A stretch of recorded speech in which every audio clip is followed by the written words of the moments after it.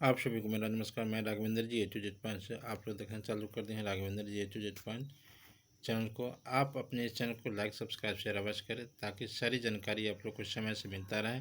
इस चैनल पर आप लोग के लिए सारी जानकारी आते रहते हैं।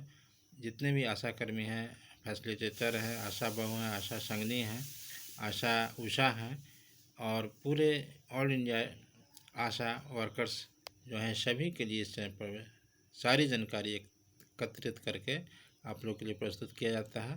तो आप लोग से गुजारिश है कि आप लोग इस चैनल को लाइक सब्सक्राइब अवश्य कर लें ताकि सभी जानकारी आप लोग को समय से मिलता रहे।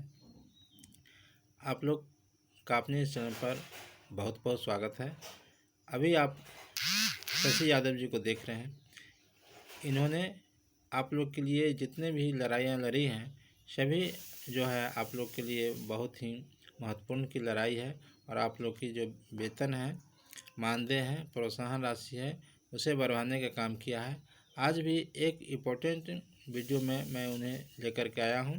इसमें आप लोग के लिए कई जानकारी एक साथ दी गई है, तो खुद उन्हीं की जुबानी आप लोग सुने। तो लिए चलता हूं मैं शशि यादव जी के पास, जो MLC हैं, विधायक हैं और एक्टू के अध्यक्ष भी हैं। देखिए जो सत्ता तो वही है, मुख्यमंत्री का चेहरा बदला है क्योंकि गठजोड़ वही है, उनकी नीतियां सब कुछ वही है। तो पहले भी हम लोगों ने लड़ करके अपनी मांगे हासिल की थी और आज भी लड़ना पड़ रहा है, क्योंकि आप जान लीजिए कि आशा कार्यकर्ताओं को आज 6 माह से 9 माह से उनको वेतन नहीं मिला है। भूखमरी तक की नौबत आ गई है। महाजनी कर्ज में वो डूब चुकी हैं। आप कहिए कि कई आशा कार्यकर्ता इलाज के अभाव में दम तोड़ चुकी हैं और कई इलाज पैसे के अभाव में इलाज नहीं करवा पा रही हैं।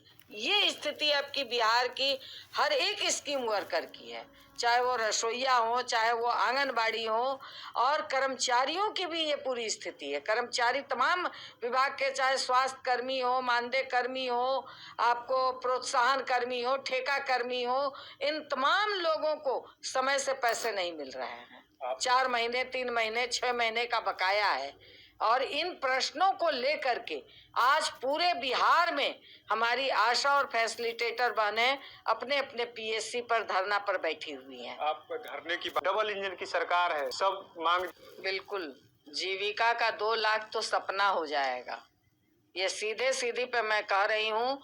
नीतीश कुमार जी भी जिस समय थे सदन में, उन्होंने यही कहा था कि हम वर्क देखेंगे, जो 10,000 हमने दिया है उनका काम देखेंगे, उसके बाद उस हिसाब से हम 2 लाख रुपया देंगे। तो वो सपना हो गया।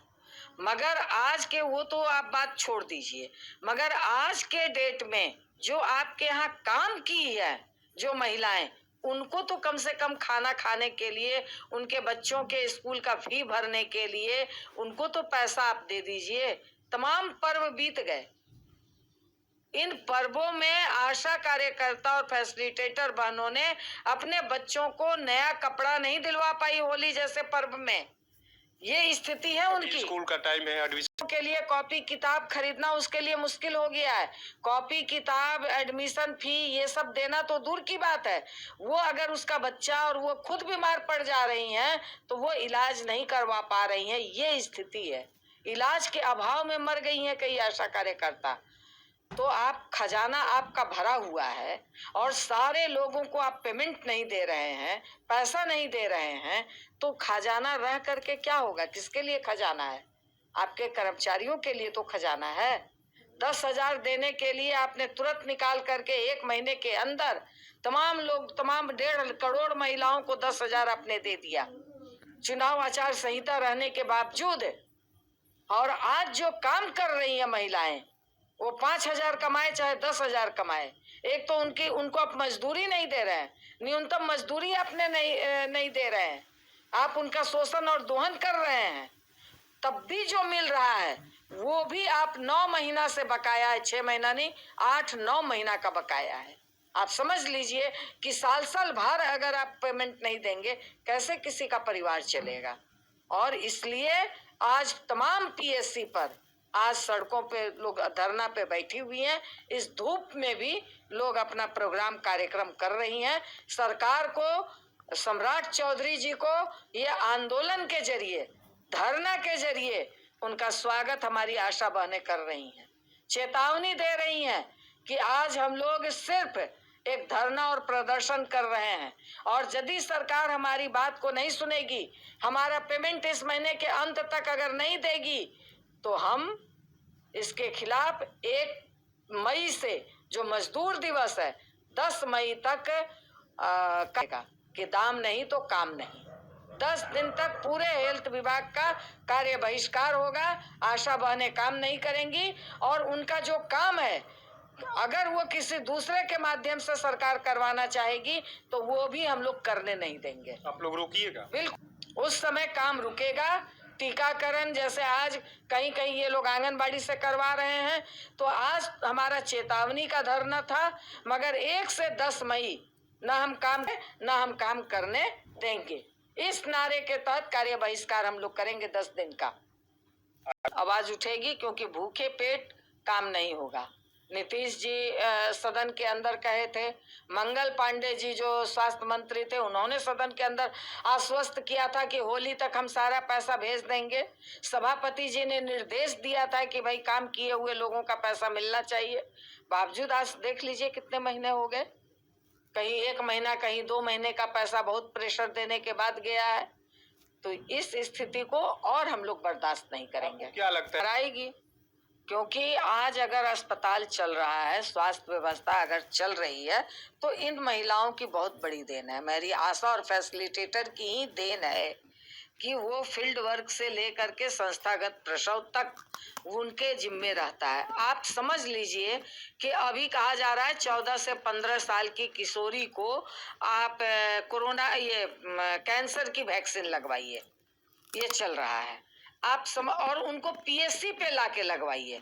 अब आप समझ लीजिए कि ये कितना कठिन काम है, क्योंकि हमारे समाज में ये अवेयरनेस नहीं है।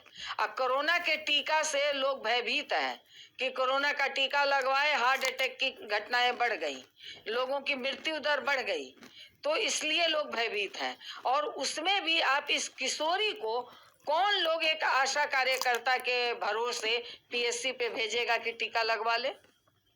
तो ये अवेयरनेस का काम सिर्फ आशा के भरोसे आप छोड़ दिए हुए हैं और नहीं संभव हो पा रहा है तो कह रहे हैं कि तुम्हारा हम पैसा काट लेंगे। किसी को कोई जबरदस्ती उठा के पीएससी ले आएगा? ये काम क्या पीएससी का नहीं है? ये काम क्या मेडिकल टीम का नहीं है? ये तो काम सकते थे। वही हम कह रहे हैं कि ये काम तो मेडिकल टीम का है कि आप गांव में एक कैंप लगाइए और गांव के लोगों को एजुकेट कीजिए, अवेयर कीजिए, जिसके कारण कि गांव अगर अवेयर होगा, वो एजुकेट होगा, मेडिकल के संदर्भ में जानेगा, समझेगा, तो खुद वहां पे आप टीका लगवाइए पूरे गांव के सामने। तो आप गांव के प्रतिरोध से बचना चाहते हैं, लोगों के गुस्सों को आप नहीं झेलिए, लोगों का गुस्सा आशा झेले और आशा को आप पेमेंट नहीं दें। अगर नहीं लेकर के आए तो कहे कि हम उसका आपका पैसा काट लेंगे। ये कहाँ का न्याय है भाई? अपने मांग के लिए अगर वो धरना पे बैठे तो आप कहें कि हम तुम्हारा पैसा काट लेंगे, तो ये अब नहीं चलेगा बिहार के अंदर। चाहे किसी की सरकार हो जाए, कोई मुख्यमंत्री हो जाए, कोई स्वास्थ्य मंत्री हो जाए, आप जनता के दम पर है। एक तो आपने कह लीजिए कि आपने जनादेश को चुरा लिया है। जनादेश सम्राट चौधरी के लिए नहीं बना था, फिर भी बिहार की जनता आपने बना लिया मुख्यमंत्री। मगर इस चीज को बिहार की जनता, बिहार की महिलाएं बर्दाश्त नहीं करेंगी।